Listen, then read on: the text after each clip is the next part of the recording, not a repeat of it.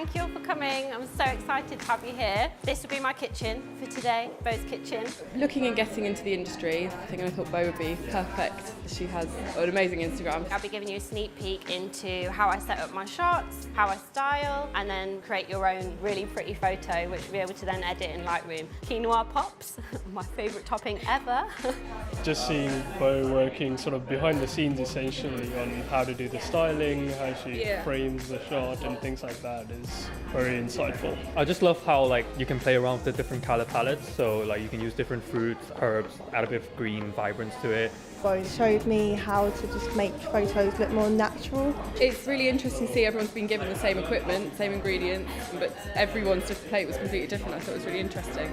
Oh, this is looking nice. I've got tons of pictures, I've learned some great new techniques. I would love to edit them and share them.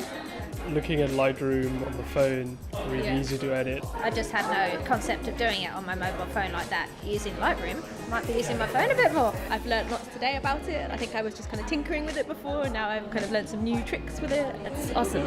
I love Adobe, so I know a lot of people are going to go home and use the app now and carry on doing their own style on their page. It's been amazing.